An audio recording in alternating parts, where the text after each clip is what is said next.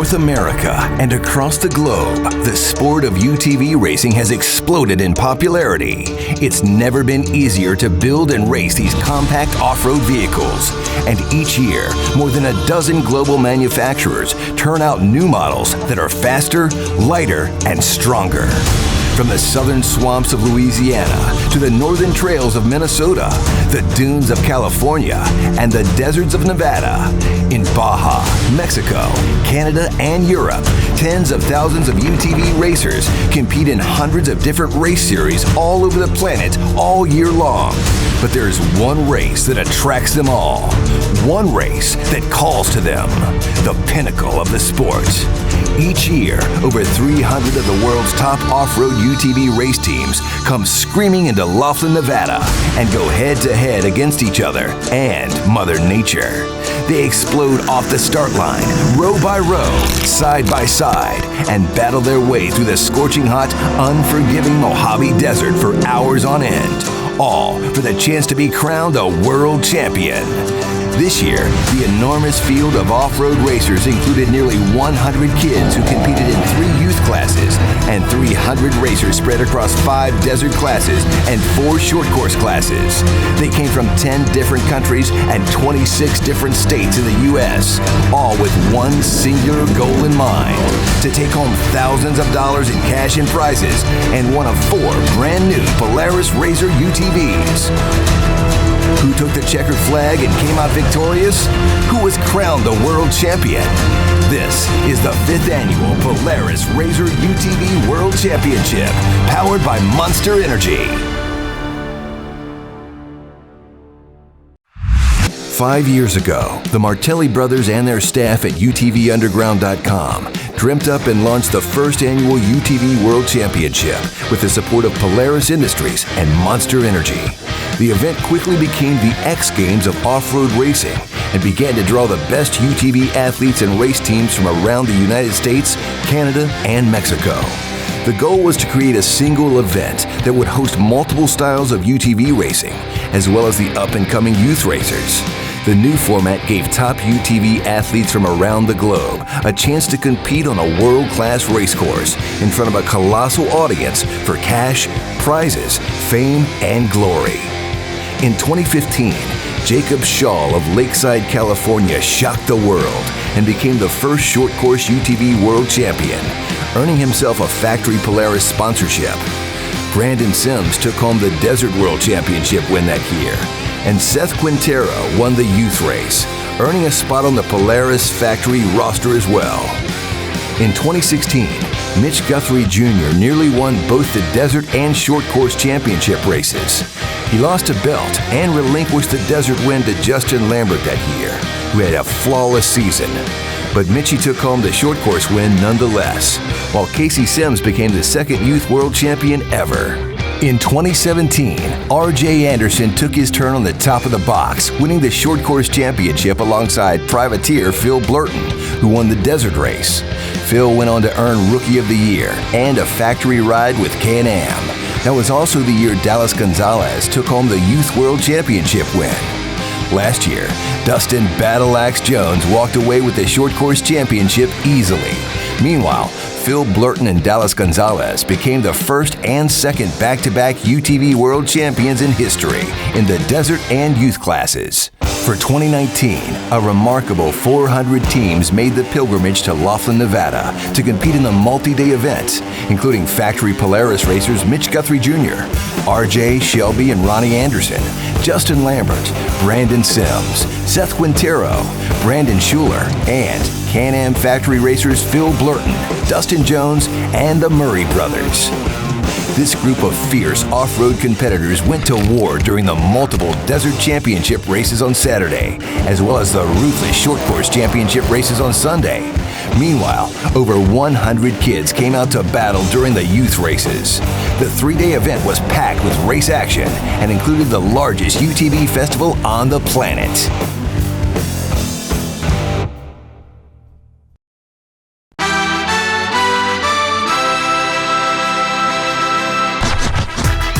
For the past 5 years, Laughlin, Nevada has played host to the UTV World Championship, just west of the glitz and glamour of the Boardwalk Strip at the Laughlin Off-Road Park. This piece of historic desert has played host to some of the most legendary races in the history of the sport, going back to the days when Sal Fish and Score International used to race here. The mixture of deep sand, thick rock, and sharp cactus has become the ultimate battlefield for the UTV industry's top athletes. This year, the Desert Championship racers were challenged to complete 10 17-mile laps for a total of 170 miles. This was shorter than most point-to-point desert races, but with a lot more passing and strategy involved. For the short course championship races, the field was set to battle for 10 7-mile laps for a total of 70 miles, making their race one of the longest short course races in the sport. Both the desert and short course races began with the infamous land rush start. Each row of 15 cars left the start line, and racers would blast into turn 1 side by side before ripping out into the desert. Those with the fastest times after factoring their start position would rise to the top and take home the gold. Since the inaugural UTV World Championship in 2015, youth racing has been an important part of the schedule of events. Future pro racers from all over the world come to compete in the 170, 250, and 570 classes, which are made possible because of the depth of the Polaris RZR vehicle line. No other manufacturer has invested as much into youth UTV racing globally. This year, a record 95 kids showed up to battle for the 5th annual UTV World Championship Youth Race.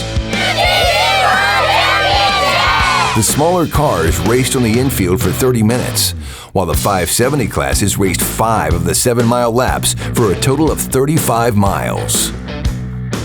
First up, it was the 170 Youth Race, which featured 48 racers from as far away as the great state of Missouri.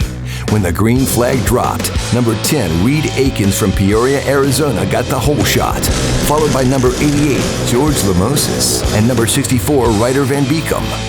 Dexter Warren, meanwhile, got tangled up off the start line and rolled over, ending his race early. In row 2, it was number 101 Chase Mankin out of Menifee, California out front, followed closely by Tyler Seawers and number 21 Jackson Lambert. In row 3, number 32 Ryder Chapman rocketed off the start in his Polaris 170, followed by Brody Barnes and Ryder Barnaby out of Fontana, California. The kids were banging doors and giving it their all to get the best position possible. Reed Akins tore through his first lap with a massive lead, followed by George Lamosis and Chase Mankin, who moved into third. Jackson Lambert, number 106 Kendall Hawks, and number 171 Travis Solly all jumped out early and fought to move up the ladder by passing other racers one by one. Lamosis and Mankin looked fast and were running hard near the front of the pack. Meanwhile, number 6, Corbin Poppert, one of 3 Poppert family racers from Descanso, California, was being pressured by number 81, Deegan Gonzalez, number 32, Ryder Chapman, and number 97, Jennifer Owens as they ripped around the track. Back up at the front, number 15, Chaden Minder, was fending off number 156, Braden Judge, number 9, Layden Poppert, and the rest of the chase pack as they each looked for the opportunity to pass. Number 121, Paxton Shinda, was following closely behind number 719, Gavin Hughes, and number 86, Cole Joff, and going fast. Minutes later, Landon Poppert and Chaden Minder were still charging hard as they passed by number 28, Mason Cart, and number 25, Jackson Mandel. As the Youth 170 race wore on, there was carnage everywhere. Shaylin Poppert made a costly mistake by overshooting a berm, but managed to get back into the race. Meanwhile, number 77 Brody Akins was driving flawlessly and managed to get an inside pass on Jack Gonzalez. Number 8 Chase Worley was struggling from his hood flapping in the way, but was still pushing through the race as number 64 Ryder Van Beekum added pressure. Meanwhile, number 147 Braden Crawl from Goodyear, Arizona was having a great day on the field, holding it down in front of number 124 Zoe Easton and the rest of the chase pack. Number 195 Becker Chase and number 85 Peyton Romero were battling it out on their last lap. As the clock ticked down and the checkered flag fell, it was number 101 Chase Mankin out of Menifee, California, who won first place and became the new Youth 170 UTV World Champion. I'm feeling super excited. I had a lot of battles with everyone on my row and people in the row in front of me. George was really going fast and he was doing really good. Right behind Chase was number 88 George Lamosis from Riverside, California, who took second by a mere 9 seconds. Here's a look at the final results for the 2019 Youth 170 World Championship race.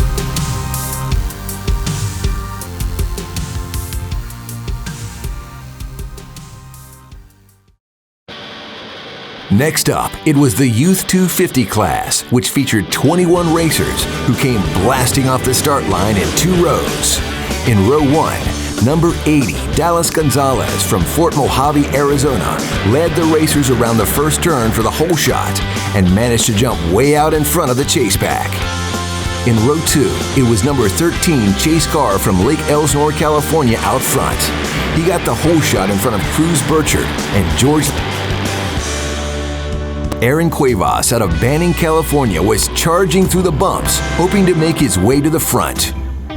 Meanwhile, up in the front pack, number 41 Jacob Peter from Canyon Lake, California was having a great day on the course, showing his true driving skills. Also up front, number 71 Travis Solly was being hunted down by Clayton Nichols, who was in it to win it. Unfortunately, Jackson Marzin had to pull over with a mechanical issue, but he ran a great race. Back up front, number 222 Cruz Burchard was battling against George Lamosis and found an opening to pass both Cruz and Caden Danbury on the inside. Meanwhile, Bella Burchard was holding off Aaron Cuevas and Jackson Lambert in her Polaris 250. Jacob Peter was in hot pursuit of Clayton Nichols for a top 3 position near the end of the race. And number 99 Landon Poppert was keeping a good pace through the race, followed by Cruz Burchard. Caden Danbury, Ethan Groom, and Chaden Minder were all shredding the track and blasting to the finish, hoping for the number 1 spot. Number 80 Dallas Gonzalez from Fort Mojave, Arizona made the final turn and took the checkered flag in his GSP build Polaris 250 and became the new 2019 Youth 250 UTV World Champion. Remarkably, this was his 2nd World Championship in 2 years. Feels great. It's crazy how it's back to back to back. I don't know if that's happened before.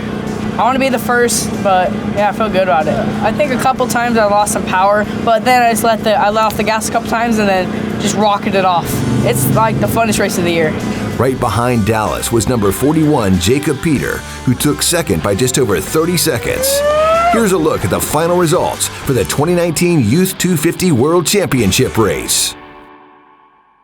Up next, it was the big dogs, the Youth 570 racers. There were nearly 30 kids in this new class, hailing from Oklahoma to Idaho. They strapped in just like the pros, and when the green flag fell, they were off and racing. As row 1 rocketed off the start line, it was number 599 Ethan Groom from Temecula, California, who got the hole shot. Followed by Tyler Sewers and Cadence Conover. By turn 3, Ethan had a sizable lead. In row 2, it was newly crowned 250 champ Dallas Gonzalez who got the hole shot, followed by Luke Collins and number 552 Riley Hine. The pack ripped past turn 1 and headed towards the outfield. Number 551 Haley Hine was off to a great start, working her way to the front of the pack. Meanwhile, back up front, Dallas Gonzalez was still in the number 1 spot, making it look easy. If Gonzalez won this race, he would become the first 3-time UTV World Champion in history. As the kids mashed their way through the whoops, number 597 Jesse Owens rolled over after hitting the back of Tyler Sewers. Everyone was back up and running in no time now. Number 553, Landon Leiter, meantime, was chasing down Ruslan Yankovic at about the halfway point of the race. Hank Hall came bumping past Aspen Collins through the whoops. The kids were driving very clean, a sign of great parenting and coaching from the sidelines. Number 577, Brody Akins, was having a solid performance on the track, followed closely by Kendall Felker from Ketchum, Idaho. Meanwhile, Haley Hine and Dallas Gonzalez were battling for first place as the race came down to the final lap. They were neck and neck. Back in the chase pack, Rusine Yankovic was going fast out in front of Katie Schaefer, who was being hunted down by Landon Leitner. Up in the front pack, number 552, Riley Hine, was flying towards the finish line. Moments later, Landon Leitner from Hesperia, California, lost his hood, but kept his foot on the gas through the last few turns of the race. Up ahead, history was made. Two-time UTV world champion Dallas Gonzalez flew across the finish line and became the new 2019 Youth 570 UTV world champion. The first UTV racer in history to win 2 world championship races on the same day. And he became the first 3-time UTV world champion ever. It was an amazing feat for the young desert racer. Here's a look at the final results for the 2019 Youth 570 World Championship race.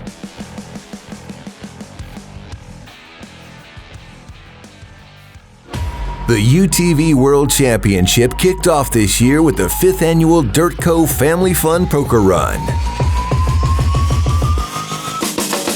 The Poker Run is a throwback to the age-old tradition of organizing an off-road group ride, but with a modern spin, driving on the actual World Championship race course the day before all the action takes place. All the spectators, man, they get a feel for what racing is. They may have never been on a race course before, get to see what we get to see. The racers, their family members, and friends all got the chance to drive their own UTVs down the treacherous 17-mile off-road course for an up-close look at what the teams would be up against all weekend.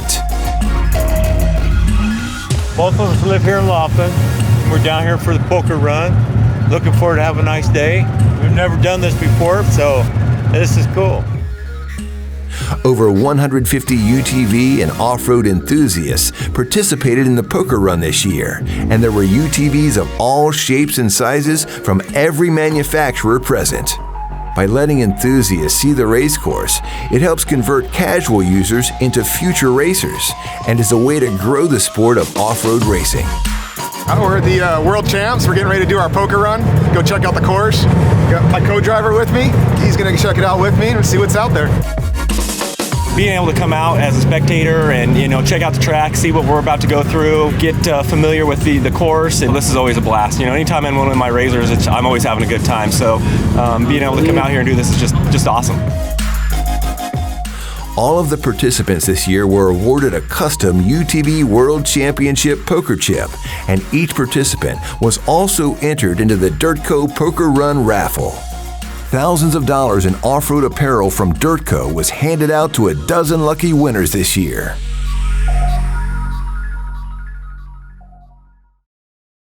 Saturday, April 6th, 5:30 a.m., 34 rally and sportsman class racers lined up on the starting grid in the twilight hour on race day. The rally class is the most basic entry-level beginner class in the sport of desert racing currently. It was designed by UTV Underground CEO Matt Martelli and requires very basic safety modifications to allow for entry in the race. The green flag dropped and the sportsman racers took off first. 36-year-old Nathan Thomas flew off the start line and left his 3 class competitors in the dust. David Uptain and Michael Knightley led the pack early on. In row 3, it was number 954 Justin Ragg who took the whole shot ahead of number 909 Jared Thomas. Number 944 Phil Blurton launched out ahead of number 938 Zach Beavers on his way out to scout the course. The The temporary reprieve from the heat and blinding desert sun began to wane as the sun rose over the eastern Laughlin mountain range. The racers were already battling in the dust and dirt. Number 925, Justin Bior, had established a commanding lead in the rally class already, but still in the hunt was number 954, Justin Ragg, and number 938, Zach Beavers. Young Jack Olagus was running up front with number 926, Chris Brevig as well, and number 999, Nathan Thomas, led the sportsman class, but they were fighting the bright sun already. Back up front, number 925, Justin Bior, maintained the lead and was setting a blistering pace in his Can-Am machine. Number 954, Justin Ragg from El Cajon, California, was far behind though. Meanwhile, number 951, James Hill, suffered a flat tire that took him out of the top 5 running order. Number 917, Kyle Slater, meanwhile, had moved into the top 5 early on. And number 905, Tyler Mills, had also moved into the top 5 in his Can-Am. Meanwhile, in the sportsman class, number 996, Brooke Jensen, was holding down second place, but number 911, Cameron Meister, was right on his tail and made the pass for second in the infield. Phil Blurt and his co-driver Bo Judge were cruising the course and taking notes. Meanwhile, Brandon Pierce was dicing it up with David Uptain in the chase pack. By 7:45 a.m., 90 minutes into the race, number 925, Justin Bior, was still in the lead and heading out on his 6th and final lap. Meanwhile, Kyle Slater had worked himself into second place, and James Hill had battled back into the top 3 after an earlier flat. Chris Brevig and Tyler Mills jockeyed for position on the final lap of the race, while Brian Wilson charged forward, passing multiple vehicles in an attempt to hunt down the chase pack. Number 911, Cameron Meister, led the sportsman class on their 5th and final lap. He was a few minutes ahead of number 996, Brooke Jensen, who set in second, and number 961, Mike Heller, held down third. The clock began to wind down on the racing action, and up front, it was Justin Bior still in the lead. Kyle Slater was right on his tail, hoping for a last-minute mistake or an opening, but number 951, James Hill, swooped past Slater right at the finish and took second place just ahead of Kyle. All of the racers began to stream across the finish line, and their times and scores were tallied. In the end, it was 44-year-old Justin Bior and his co-driver Abby Ferris from Lincoln, California, who took home the win and became the first ever Rally Class UTV World Champions. James Hill and Ryan Edwards took a very respectable second place in the rally class, a mere 7 minutes behind first, and Kyle Slater slid into third place. In the sportsman class, it was the father and son team of Cameron and Josh Meister and their co-drivers Seamus Smith and Brad Campbell who took home first place and celebrated their hard-fought victory. Up-and-comer Brooke Jensen took second, and Mike Heller slid into third. Here's a look at all of the final results for the 2019 Sportsman and Rally World Championship races.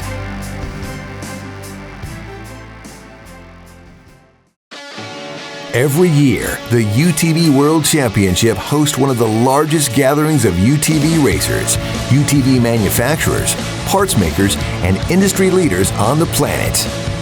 My name's Shelby Anderson, and we're out here at the 2019 UTV World Championship Tech and Contingency.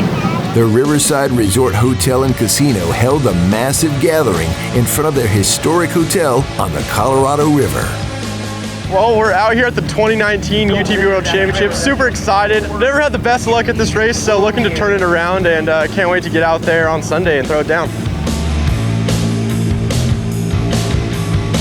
Right now we're here at the AZ West UTV Festival down here in downtown Laughlin. There's like almost 400 UTVs that are signing up. Biggest desert race next to the Mint here in the United States. Man, it's gonna be wild. It's an all-out slugfest in Laughlin. I can't wait to get behind the wheel of our Polaris RZR. It was clear from the turnout at this year's AZ West Tech and Contingency that the entire industry had once again come to support the growing sport of UTV racing. We can't stay away. We have to come back every single year to be a part of this event. And what's crazy is progressively gotten farther and farther out of control. And by that, I mean more racers cooler stuff going on. Tech and contingency is growing. This race is one that if you have a UTV or you like that kind of stuff, you want to be a part of. The race teams registered their vehicles, signed autographs, and met with their fans, while the official MC of the World Championships, Tim Shellman, entertained thousands of fans and interviewed all of the official partners of the event, including Polaris Industries, AZ West, Fab School, Assault Industries, Rigid, Dirtco, Rockford Fosgate, VP Racing Fuels, Braven, and Honda. Thousands of off-road race fans and UTV enthusiasts left Friday afternoon excited to see the epic battles that would soon unfold. Saturday, high noon, the second group of desert racers began to line up on the starting grid. The pack was made up of a seasoned group of unlimited and naturally aspirated racers. Michael Isom from St. George, Utah, sat in the front row, ready to race alongside Ultra 4 racer Casey Scherer, who was on hand to race this year. And off-road racer Bert Jenner came out from Los Angeles, California. He was sitting near Australian superstar Brett Comiskey and Madeline Wedeking. Meanwhile, the racers finished strapping in and the starting grid was cleared. Friends and family looked on anxiously as the seconds ticked down. The unlimited racers in row 1 ripped off the start line, and it was Michael Isom in the Mobbin Can-Am who took the whole shot. He was followed closely by number 2976, Casey Scherer. Paul Kraus from Dynamic Racing was in the mix as well, but it was Isom out front. Row 2 took off next, and number 2910, Brett Comiskey, shot past number 2975, Travis Zollinger. Next up, it was the massive pack of 44 naturally aspirated racers, and when the green flag fell, Seth Quintero shot inside and took the lead, with number 1985 Adrian Oriana and number 1946 Art Anderson right on his tail. Back on the starting grid, row 4 took off, and it was number 1895 Corbin Wells out front, followed by number 1862 Gunnar Savage and number 1808 Madeline Wedeking. Row 5 left the start line next, and number 1914 J.D. Marsh from Menifee, California took the whole shot and shot way out front. He was followed by Brock Smith and Trent Backus, who were battling for second. Finally, row 6 left, and it was number 2905 Robert Boucher, who swung wide and got out front, followed by Shandy Kittleson and Jason Briscoe. All 58 unlimited and naturally aspirated racers were off the grid and racing. Back up front in the unlimited class, first-time UTV World Championship racer Casey Scherer caught and passed Michael Isom. Number 1985 Adrian Oriana, racing for Assault Industries, was looking strong on his opening lap. He was running just a few seconds ahead of number 1938 Colton Husted, another St. George, Utah racer. Meanwhile, Art Anderson and number 1983 John Estrada were battling for position early on. A few seconds later, number 2910 Brett Comiskey passed number 2963 Craig Johnson and moved up a position. Back up front in the lead pack, 2976 Casey Scherer came through the infield and was headed out for his second lap. Number 2939 Michael Isom came through in second place still, and number 2995 Caden Wells set in third place thus far. Up ahead, number 2910 Brett Comiskey suddenly emerged in third place physically. Brett had started in row 2, made up the difference, and passed over 10 cars on course during lap 1. Minutes later, Adrian had made up some time on Quintero and was reeling him in a bit on lap 2. Coming into the infield for the start of lap 3, number 2910 Brett Comiskey caught and passed Michael Isom and moved into second place in the unlimited class. 1938 Colton Husted now set in second place on course. Meanwhile, Gunnar Savage and Paul Kraus were battling in the chase pack. Up ahead, Brett Comiskey managed to get around Casey Scherer and moved out front into the lead. Seth Quintero remained first in the naturally aspirated class as he came sliding past race mile 6.5 on his third lap. Number 1938 Colton Husted remained right on his tail, followed by Josh Shelton, Jeremiah Drew, and Travis Zollinger. Further back in the chase pack, Aaron Clark passed Trent Bacchus. Then it was Scott Baker, Dominic Gaglione, and number 1974 Jason Briscoe all in tight formation. Brett Comiskey came flying into the infield at the end of lap 3. Casey Shearer was not far behind. Less than a minute later, it was Michael Isom rounding out the top 3 in the unlimited class. On lap 5, there were no major position changes. However, of the nearly 75 unlimited and naturally aspirated racers that started, 17 succumbed to mechanical failure and were out of the race by the start of lap 6. Seth Quintero was in and out of his pit in a matter of seconds, and on to his 7th lap. He managed to stay ahead of Kalen Wells.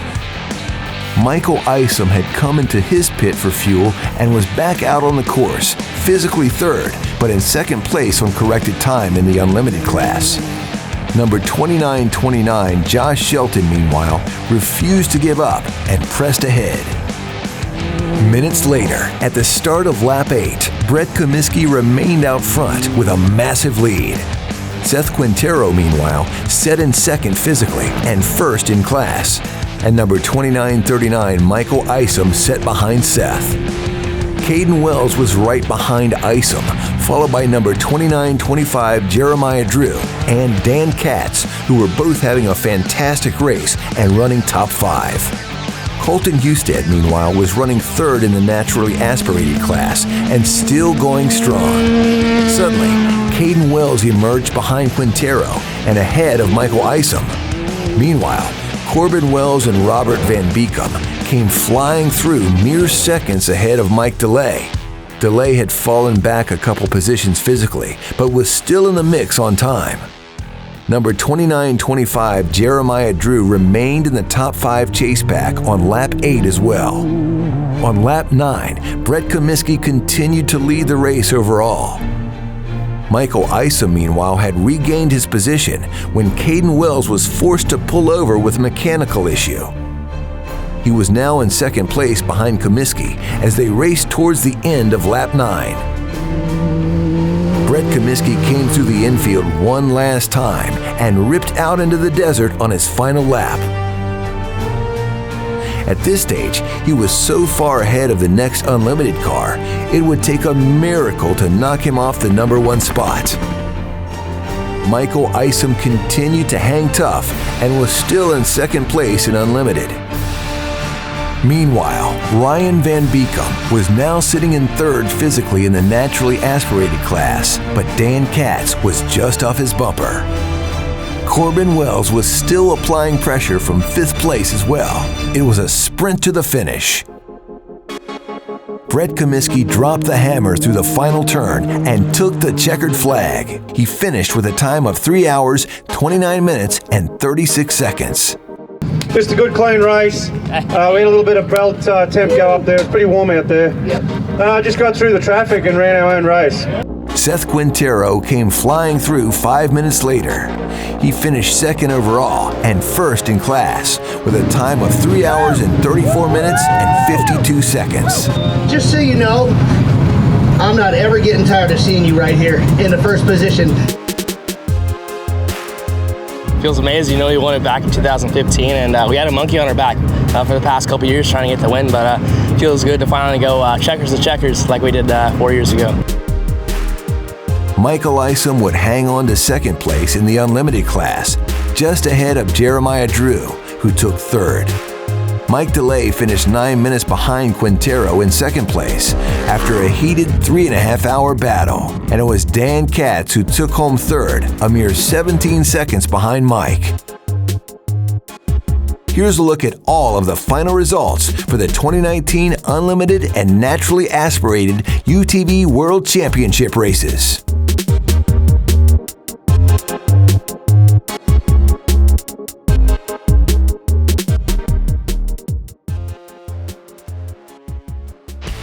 On Friday this year, in the middle of the biggest UTV festival in the sport, the World Championship hosted the 3rd Annual UTV World Championship Pit Crew Challenge, presented by the Fab School. 8 of the most professional and dedicated adult UTV race teams in North America went toe-to-toe to see who had the fastest and most proficient pit crew. In round 1, it was Rancho Racing versus IMG Motorsports out of Lake Elsinore, California. Both teams got a great jump at the start buzzer, but it was Rancho Racing who just edged out the IMG team and took the win, moving into the semis. Meanwhile, San Diego-based Quintero Racing went toe-to-toe with Siege Racing out of Canada. Seth Quintero is a former youth UTV world champion, but Siege Racing also prides themselves on professional race prep. In the end, Team Quintero would edge out the boys from up north and move on.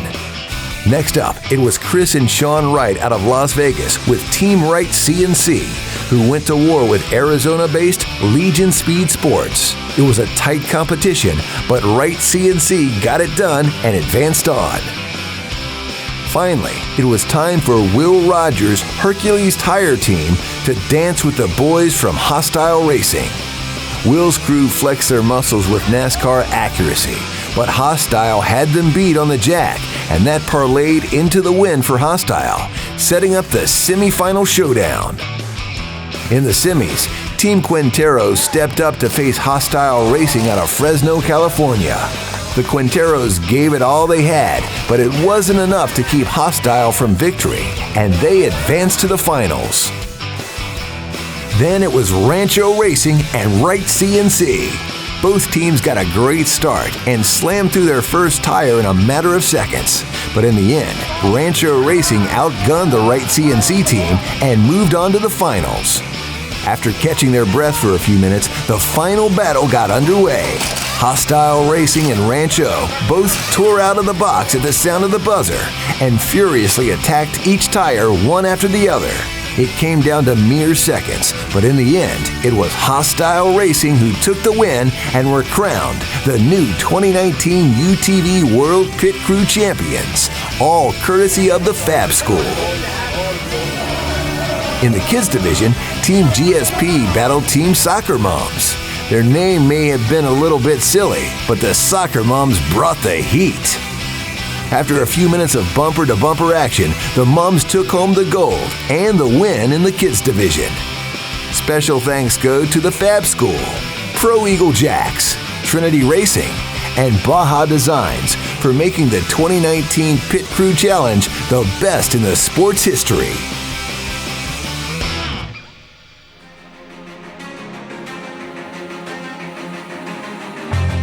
While the unlimited and naturally aspirated warriors made their way off the track, the final group of championship desert racers began to line up. The pack was made up of 64 seasoned pro turbo teams. At stake, a world championship. The green flag fell at 4:30 p.m. on the dot, and number 978 Dustin Jones flew off the start line, followed closely by number 937 Alex Nicholas, Phil Blurton, and Mitch Guthrie Jr. Guthrie stayed right on Blurton's bumper through the infield, while Randy Romo ripped through the whoops right behind them.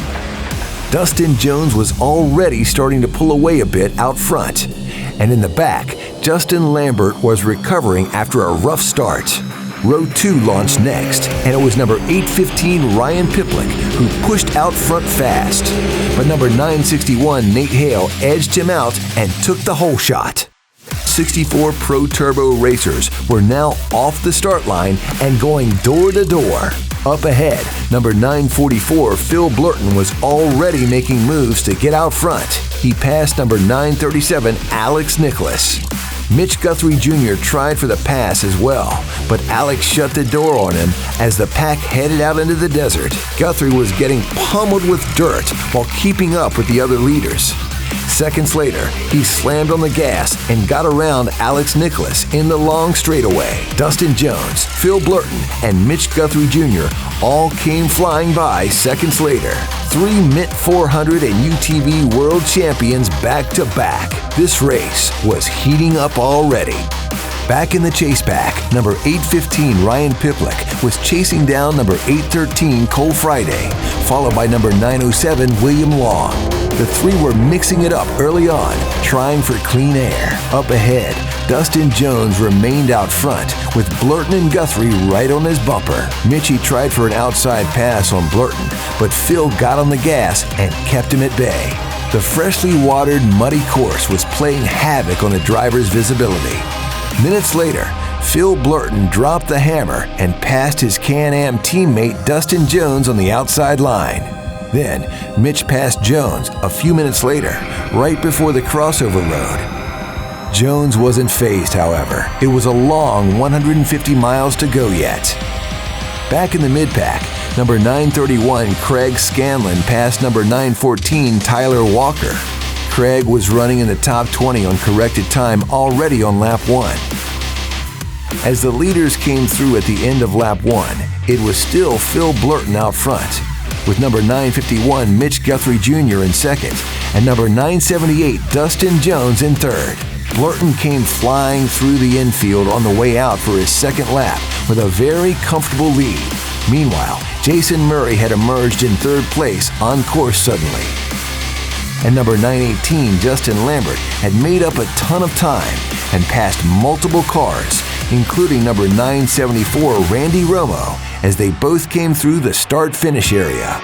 Number 937 Alex Nicholas was still in the hunt and sitting top 10, while Dustin Jones had fallen back to 7th place on course, even though he led most of lap 1. The UTV World Championship race course was now buzzing, with nearly 75 race cars racing out of the desert and back in through the infield section of the course. Blurton's World Championship win 3 years ago shook the entire industry and earned him a Can-Am factory sponsorship. Mitch Guthrie was hanging right on Phil's bumper, though. Jason Murray came ripping through the proving grounds with number 918 Justin Lambert on his tail. Meanwhile, Randy Romo still led the chase pack a few minutes behind the leaders. When the race leaders came through the checkpoint next, it was Blurton and Guthrie 1 and 2 still. But Justin Lambert had passed Jason Murray and now set in third place on the road. Alex Nicholas came flying through a few minutes later, still in the top 10, along with Dustin Jones, who was still on the gas. The rest of the field, meanwhile, were all battling each other and the clock. The Laughlin crowd on hand was enjoying the race. It was a cool, cloudy day in the desert, perfect for spectating. At the start of lap 3, Phil Blurton blasted through the infield. The combination of motocross-style obstacles and open desert lap racing was perfectly suited to Phil's experience and driving style, and it was showing. Ryan Piplick passed a down-and-out Kyle Chavez on lap 3 near race mile 6. Up front, the order remained Phil Blurton, Mitch Guthrie Jr., Justin Lambert, and the Murrays.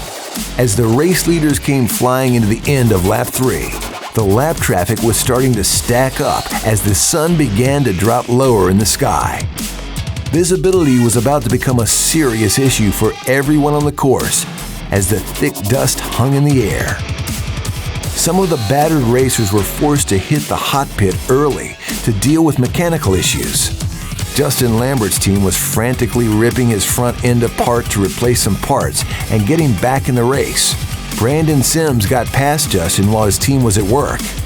Lambert would return to the race, but only a few minutes later. Up ahead, race leaders Phil Blurton and Mitch Guthrie were already through the infield and back out into the desert. They were trying to cover as much ground as they could before sundown. This would be the first night finish for the desert racers in the event's history. Blurton and Guthrie came blazing through the dusty desert in first and second place physically still.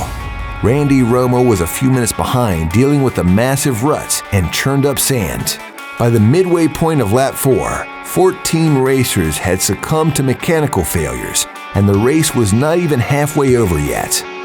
The Laughlin Desert was taking its toll. Up ahead, Mitch Guthrie blew a belt and was forced to pull over. He and his co-driver Curtis Elliott scrambled to change the belt and get back on the road.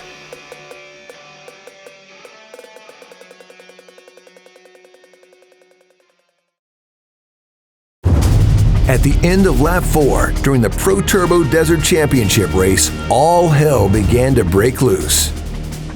Mitch Guthrie Jr., who was running in second place mere seconds off the leader, was now in the hot pit, taking on the splash of fuel he would need to finish the race. The team of Jason and Derek Murray pulled into pit as well, hoping to get back out on the course and pick up a position on the other teams. They ripped out of their pit and back into the race. Meanwhile, Phil Blurton was putting on a clinic. The 32-year-old racer from Auburn, California, was tearing through the infield by himself with no other drivers anywhere near him. Racers towards the middle and rear of the race were now fighting just to survive. Up ahead, Mitch Guthrie had managed to hang on to his second-place position and was now back in the hunt for Blurton. Justin Lambert was battling his way back to a top position after spending a large amount of time in the pits. And Dustin Jones was trying to climb back to the front after being behind 7 spots for most of lap 4. Randy Romo, meanwhile, was still running in the top 10, but was dealing with a lot of lap traffic.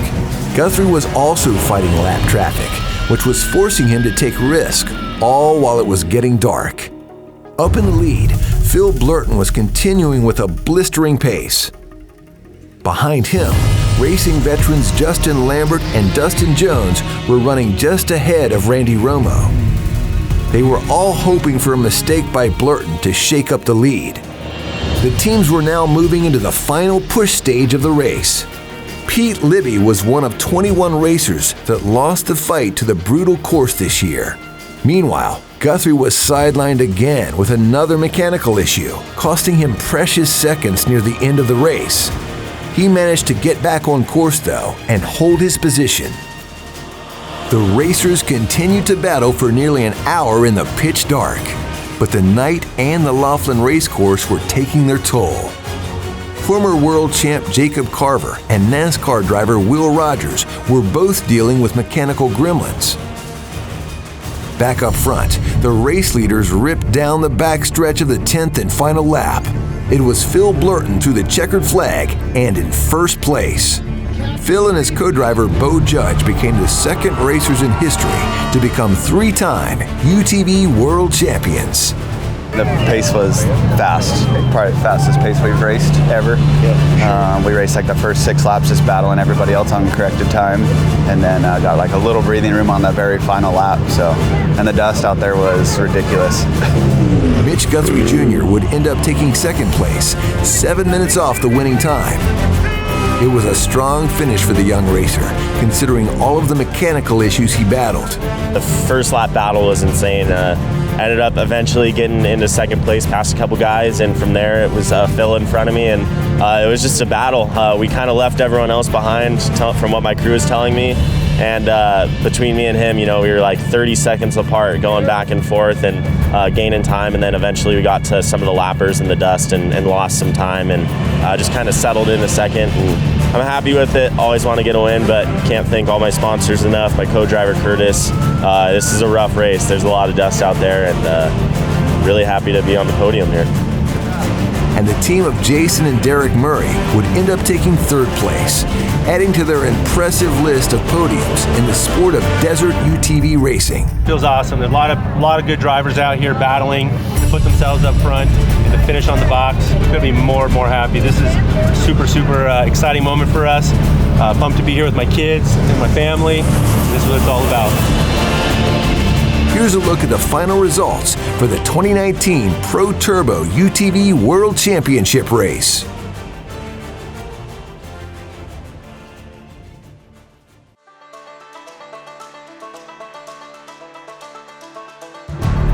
Sunday, April 7th, 6:30 a.m., over 50 of the world's top short course racers began to line up for the 5th annual Production UTV World Championship race.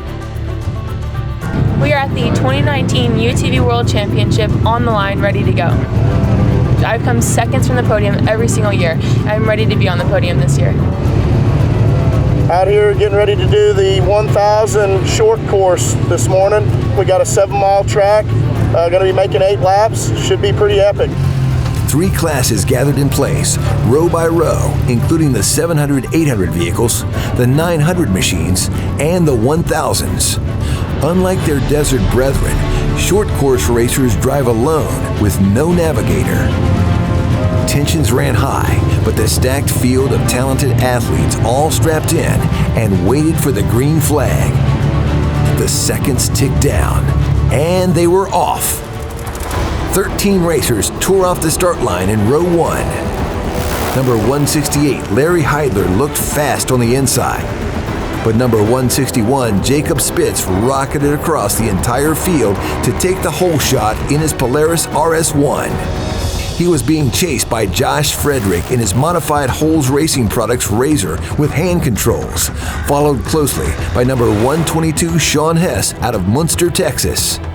Heidler settled into 4th after a few turns, but 21-year-old Emily Green from Henderson, Nevada, was right on his tail. The pack of hungry racers ripped through the infield and out into the desert, with Spitz out front still. Frederick, Hess, and Heidler were all right on each other's bumpers. Back on the starting grid, row 2 took off, and it was number 169, Cody Wimple, number 129, Sierra Romo, and number 188, Casey Sims, door-to-door with number 105, Shelby Anderson. Wimple stayed out front on the exit of turn 1 and held his lead through turn 2 as the rest of the chase pack raced after him. After turn 3, it was Casey Sims in 2nd place, with Shelby Anderson in 3rd.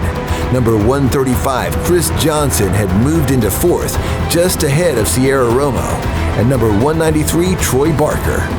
The hungry pack raced across the motocross-style infield and began to charge out towards the open desert.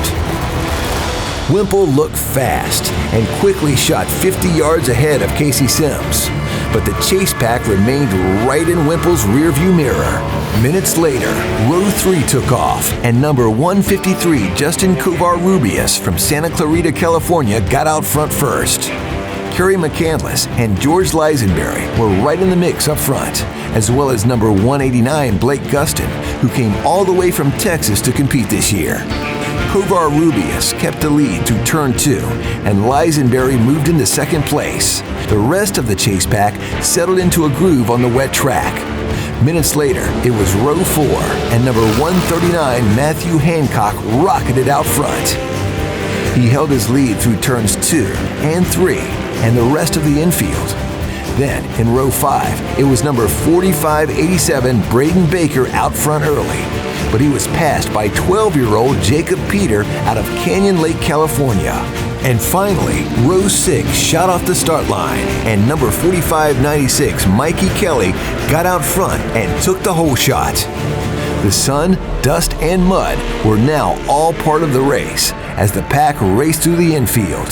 Up ahead in Class 1000, the competition was fierce. Number 161, Jacob Spitz, was leading the pack, followed closely by number 122, Sean Hess. But as the pack came racing by, George Hamill flipped, narrowly avoiding the surrounding racers. The next group of racers came flying by, and 34-year-old Lonnie Morse from Norco, California, was battling for position. Back up front, it was still number 161, Jacob Spitz, then the team of Sean Hess and Tom Davis, followed by George Lisenberry and the rest of the chase pack. Wimple came flying by minutes later, still with a massive lead over his row. He was now almost a minute ahead of number 135, Chris Johnson, who was followed closely by number 105, Shelby Anderson, number 188, Casey Sims, and number 129, Sierra Romo. The World Championship battle was heating up. Moments later, Wimple threw down a no-hander for the cameras to keep it fun. One by one, the chase pack ripped past the checkpoint, jockeying for position. Spitz and the rest of the lead racers came ripping through the infield and stayed right on each other's bumpers. Minutes later, it was number 114, Lonnie Morse, number 121, Ryan O'Hara, number 105, Shelby Anderson, number 135, Chris Johnson, and number 188, Casey Sims. Sierra Romo was looking to make a move on number 177, Cameron Bookie. As lap 1 came to a finish, the racers were spread out all over the 7-mile course.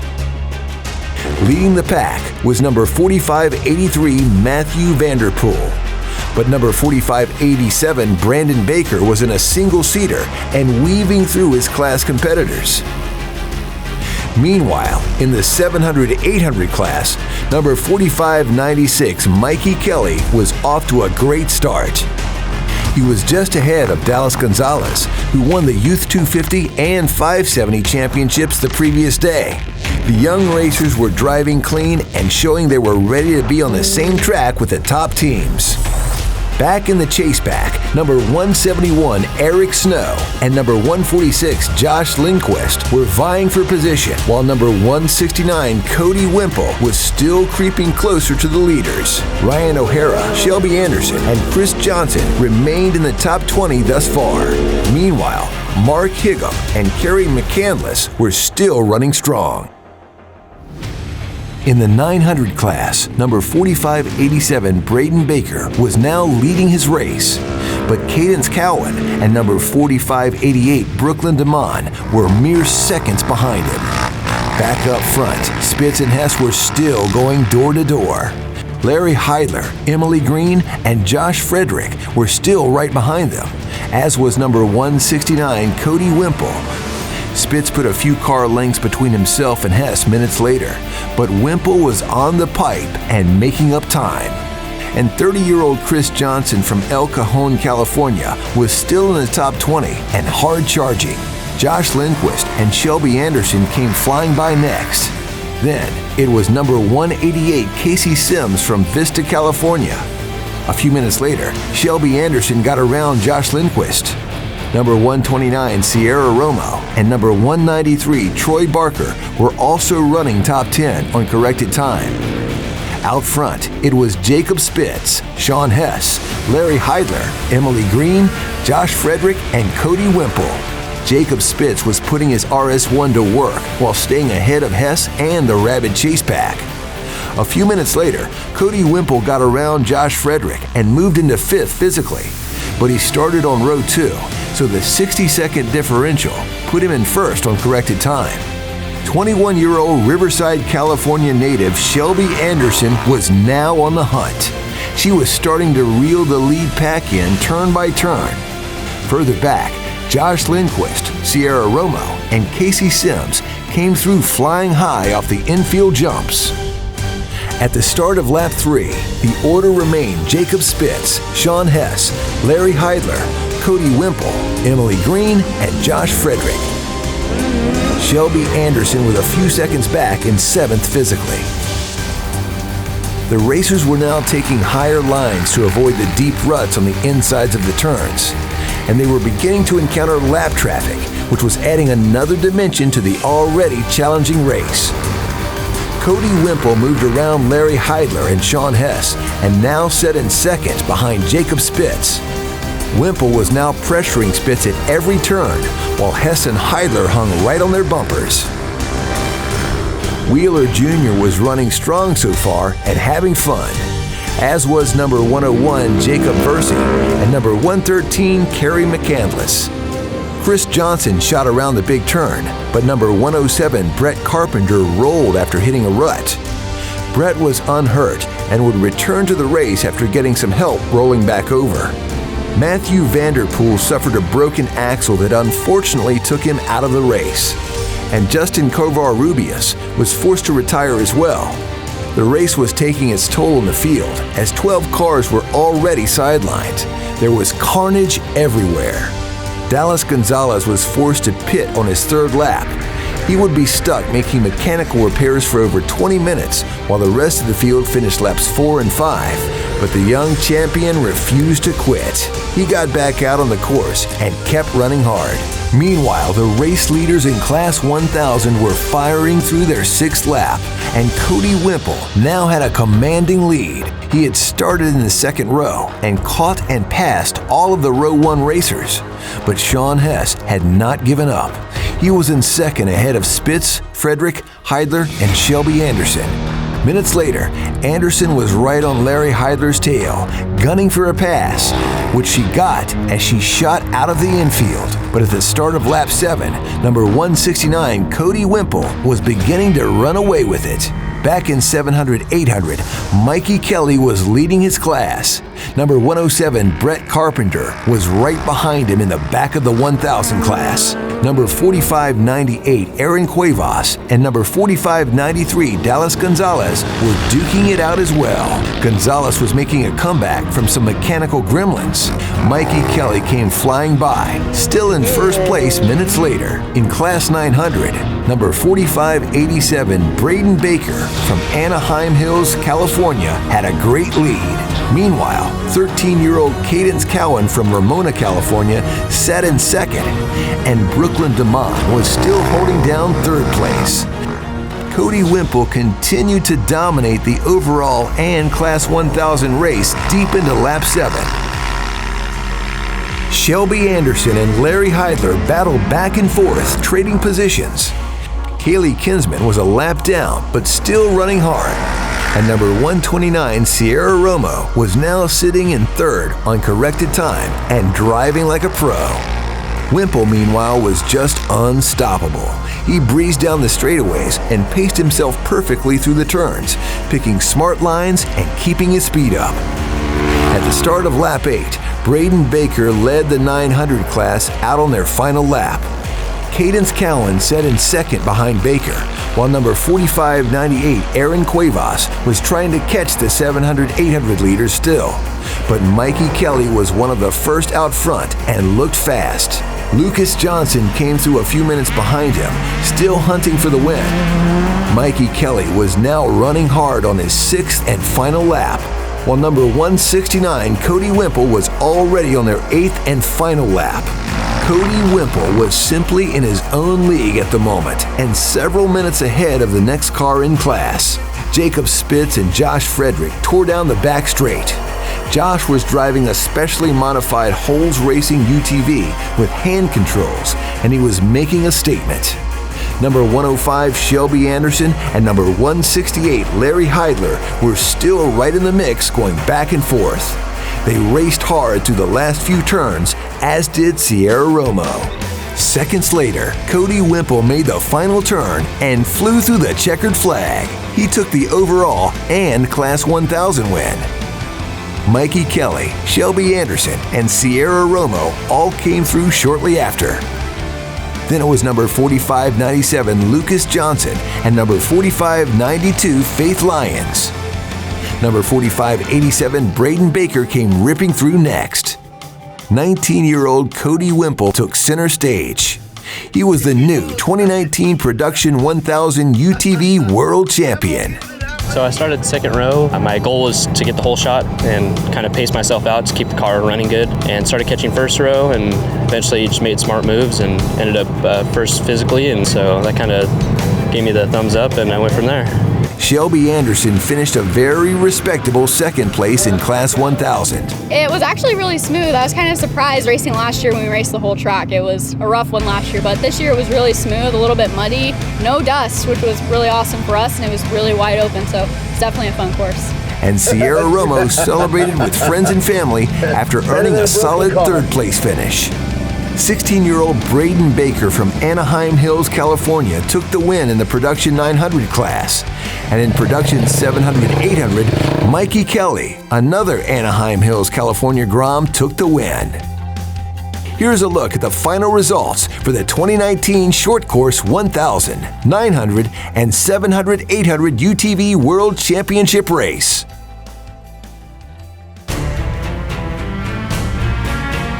While the early morning short course racers made their way off the track and back to their pits, the final group of championship turbo production racers began to line up on the starting grid. Up for grabs, the 2019 UTV World Championship title. We're here in Laughlin for the 2019 UTV World Championships short course race now, lined up on the starting line, getting ready to rip. I'm nervous, man, but when you look around us and see who's on this line, the front row is stacked, man. If you don't have a clean race, you're not winning this one.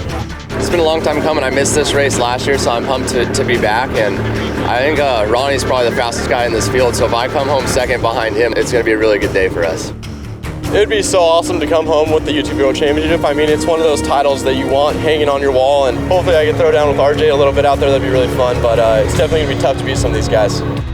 If you don't, you'll be watch out! Then we got this guy, Chupacabra. I'm excited to be up front because if I don't make any mistakes, I don't think anybody could pass that car. The suspension just works amazing. I'm ready to get it going. In works, it's usually 5 or 6 guys that are going to be the main competitors every time, and here you add about 10 to 15 guys that are going to be competitors. It's going to be rough out there, man. I figured that racing a desert car, which is this is more of a desert style race, I just figured I'll be way more successful in this car. Would Dustin Battle Axe Jones be able to fend off the pack and retain his title? Or would factory Polaris racer RJ Anderson take him out? Bradbury, Romo, Merrill, Cheney, and more all prepared to battle. The best of the best had all come to compete. The short course warriors strapped in and waited anxiously as the seconds ticked down. The green flag dropped and they were off. Row 1 blasted off the start line, and RJ Anderson went door to door with number 4529 Kyle Cheney and Dustin Jones on his inside. Jeremy Merrill got pushed inside and off the course momentarily. He made contact coming back onto the track as the racers flew into turn 1 in a hail of dirt. Seconds later, Kyle Cheney moved out in front of Anderson, who had number 4515 Ryan Piplick right on his bumper. By turn 3, RJ had begun to look for the pass on Cheney. Piplick, Jones, and number 4551 Mitch Guthrie Jr. had formed a chase pack. Minutes later, the 5 lead cars were heading out of the infield section. RJ began driving around Cheney to try and pass him. Guthrie was now putting pressure on Jones as well. Row 2 exploded off the start line next. Number 4521 Cody Miller looked fast on the inside, but number 4556 Bo Judge came rocketing across the front of the pack and took the whole shot. There was carnage everywhere as several cars collided, including Jason Merrill, who ended up hitting Jacob Carver and sending him off course. Carver took out a flag, then pushed back inside onto the track. Bo Judge, Cody Miller, and number 4505 Matt Hancock took control coming out of turn 1. Number 4520 Cody Bradbury and number 4527 Randy Romo settled in behind the 3 leaders by turn 2. Back at the start line, row 3 was up and running. Number 4509 Hunter Miller got the jump on the rest of the field, but Will Rogers, Shane Dowden, and Shannon Campbell were all right up in the mix. Number 4577 Steve Reichbosch was pushed over by number 4530 Elliott Watson after a miscalculated turn. Steve was okay, but his car, unfortunately, was done for the day. Hunter Miller led the pack out of turn 1 just ahead of Rogers. Further back, it was number 4508 Shane Dowden, number 4531 Bradley Callahan, and number 4558 Ryan Holz. Number 4534 Bailey Campbell was right up in the mix as well. The battered track was now full of deep ruts and nasty holes. Seconds later, row 4 left the start line. Waylon Campbell got stuffed inside and was forced off course. And number 4571 Corey Willis came flying across the front of the pack and moved into first. He was just ahead of number 4546 Jeremiah Wagner, who moved into second coming out of turn 1. Number 4555 Trey Gibbs rocketed up into third in his Polaris RZR. By turn 4, it was number 4571 Corey Willis, number 4546 Jeremiah Wagner, and number 4555 Trey Gibbs. Shannon Campbell, meanwhile, rolled in his effort to battle through the infield and was out for the day. Corey Willis pushed a few car lengths ahead of the chase pack as they left the infield for the longer desert section. Back up front in the lead pack, Cheney, Anderson, Guthrie, and Jones came blasting through the big turn on lap 1. Kyle now had 3 UTV World Champions on his rear bumper. For Cheney, this was his chance to prove he could run with the top dogs in the sport. but the pressure was immense. Number 4507, Dustin Jones, attempted a pass on Mitch Guthrie, but moments later, R.J. Anderson came flying through in first, ahead of Cheney, and Jones was now nowhere to be found. Guthrie set in third and was on the gas and immediately began to run down Cheney. Number 4515, Ryan Piplick, had now moved into fourth on course. Seconds later, number 4552, Ronnie Anderson, came through next. Meanwhile, further back, Bo Judge, Cody Miller, and Cody Bradbury were neck and neck. All three racers have multiple podium wins under their belts and were all a threat for the overall win. Number 4527, Randy Romo, father to Sierra Romo, was holding down his own so far. Number 4536, Jacob Carver, was just behind number 4539, Zach Beavers, and number 4514, Brecken Miramon, was battling number 4509, Hunter Miller. Ryan Holes was attacking Alex Schneider in the number 4544 Polaris RZR. And number 4530, Elliott Watson from El Centro, was chasing Shane Dowden for a top 10 position by the end of lap 1. Will Rogers looked strong in his Hercules Tires Polaris RZR, but so far it was R.J. Anderson out front, with Kyle Cheney in second and Mitch Guthrie Jr. in third. R.J. won the World Championship in 2017 and is a multi-championship winning racer in both UTVs and the bigger Pro Trucks in the Lucas Oil Series. 32-year-old Kyle Cheney from Pataskala, Ohio, wasn't about to give up, however.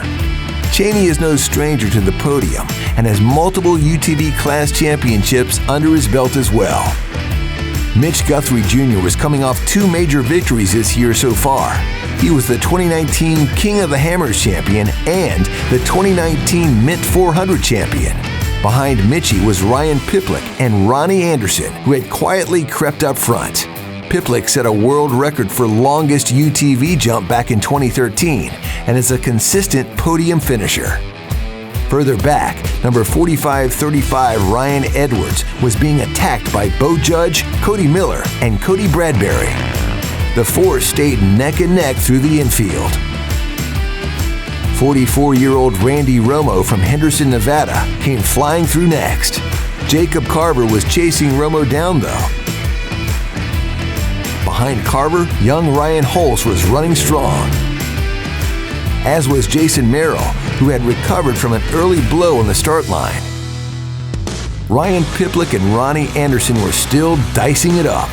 The two were flying down the straightaway at top speed. Ronnie tapped Ryan's bumper a few times to let him know he was looking to pass. Meanwhile, 31-year-old Cody Miller from Greenville, Texas started in row 2, but had already made up 60 seconds and was catching the row 1 chaseback. Randy Romo was in the mix with Jacob Carver, number 4518 Jason Merrill, and number 4558 Ryan Holtz. Number 4533 Waylon Campbell passed some of the lap 2 carnage. Jeremy Merrill and Waylon's sister Bailey were both struggling with mechanical issues. There were wrecked racers everywhere, including number 4556 Bo Judge, who was right in the mix until he rolled it. It was a bitter pill for the racer, who was hoping for his first big championship win as a driver. At the start of lap 3, it was R.J. Anderson and Kyle Cheney battling in first and second. The two ripped through the infield and back out onto the rough desert racecourse. Ronnie Anderson, meanwhile, had passed Ryan Piplick and moved up another spot. Miller was now sitting in the top 5 on corrected time and showing no signs of slowing down, as was Randy Romo, who was running strong. Jacob Carver came through next and was still in the hunt. He was sitting in the top 10 on corrected time. Suddenly, up ahead, there was a major shakeup in the race. Kyle Cheney emerged as the frontrunner, and R.J. Anderson was nowhere in sight.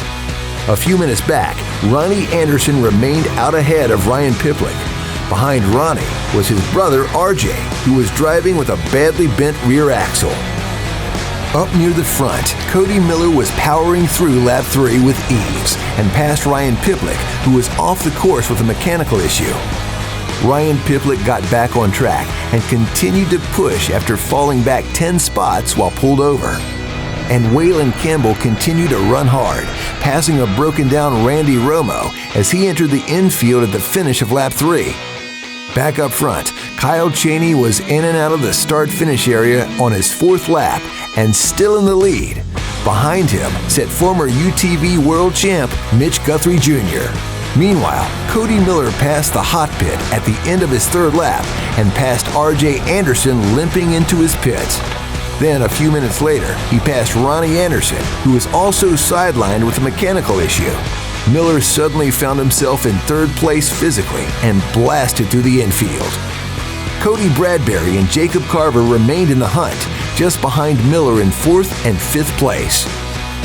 Minutes later, though, Waylon Campbell came flying by and passed Cody Bradbury, who had pulled over to replace a belt. It was a tough break for the 30-year-old racer from Nuevo, California. Waylon Campbell's GoPro caught Ryan Holst pulled over and Bailey Campbell on her side. Both would have to concede defeat this year at the World Championship. Cody Miller, meanwhile, had suffered a bent axle, but he kept the gas pedal mashed and never lifted. He flew over the whoops and was creeping closer to Guthrie. There was no time to pit. He made the gamble to stay out on the battered gear. Jacob Carver and Elliott Watson were still in the hunt and passed the midway point of the race. And Kyle Cheney flew past Waylon Campbell, who was down a lap and looked like a man possessed. Throughout lap 5 and 6, the order remained: Kyle Cheney out in front, Mitch Guthrie in 2nd, Cody Miller in 3rd, and Jacob Carver in 4th place.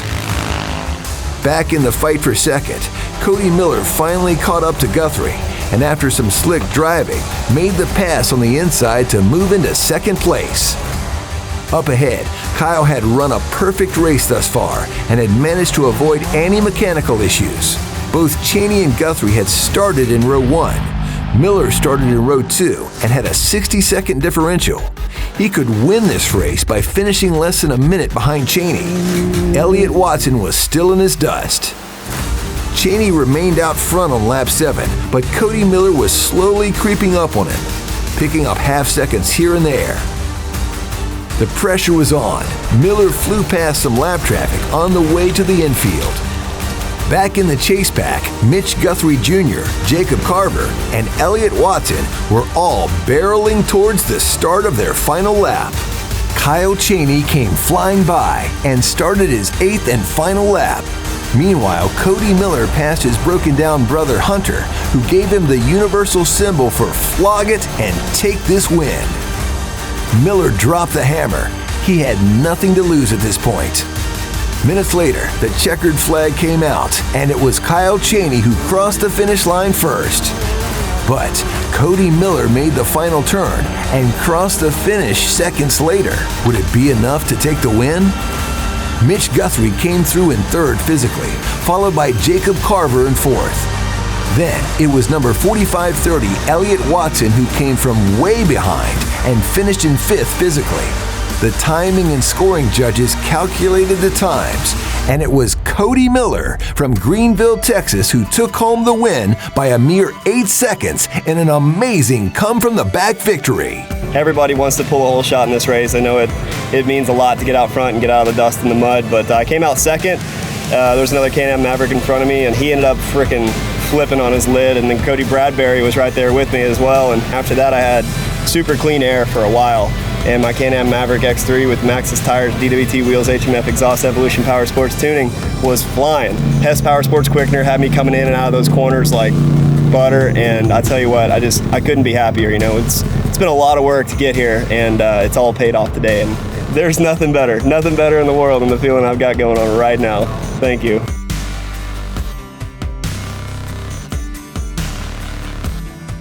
Kyle Cheney would end up 2nd on the day, a bittersweet finish for the young racer who led most of the race.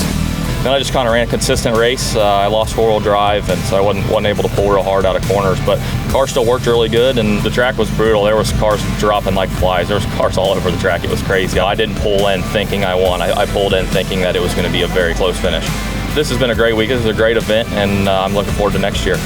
And after an impressive race, the Arizona-born racer, Jacob Carver, would end up taking third place. Well, actually had a super rough start. I started far left. The guy that started far right came across the whole line and T-boned me, knocked me off the course, so just pushed as hard as I possibly could. I think this car, being a desert car, is a little bit more made for this terrain than some of the short course guys. It's heavier, so it doesn't quite have the acceleration that they have, but just pushed really, really, really hard and finally made it up here. So I raced the first UTV World Championship, and I've raced every single one since then, so I don't plan on stopping anytime soon. Here's a look at all of the final results for the 2019 Production Turbo World Championship race. The Polaris RZR UTV World Championship held their award ceremony at Harrah's Laughlin, overlooking the gorgeous Colorado River for the 5th year in a row. Over $150,000 in cash and prizes were handed out to the winners of the different classes that competed at the race. Polaris Industries gave away 3 brand new RZRs, including a RZR 170, RZR 570, and Turbo S, totaling over $40,000 in value. The official MC of the World Championships, Tim Shellman, once again announced all of the winners in every class and let them thank their sponsors while he handed out hardware. The 5th annual Polaris RZR UTV World Championship, powered by Monster Energy, was a massive success. Every professional UTV racer in desert, short course, and youth racing from around the planet came to compete at the event. And all of the major manufacturers and parts builders were in attendance as well. Thousands of UTV enthusiasts showed up to support the event. The UTV World Championship will have a brand new home in 2020 with new sponsors, new courses for youth, desert, and short course racers, a new larger UTV festival, an exciting new spectator area for thousands of UTV enthusiasts. Don't miss your chance to win hundreds of thousands of dollars in cash and prizes and compete against the best UTV racers on Earth. Or bring the entire family and join us for a weekend of riding and racing. For more information, visit UTVUnderground.com and follow us on Facebook at UTV Underground for more updates.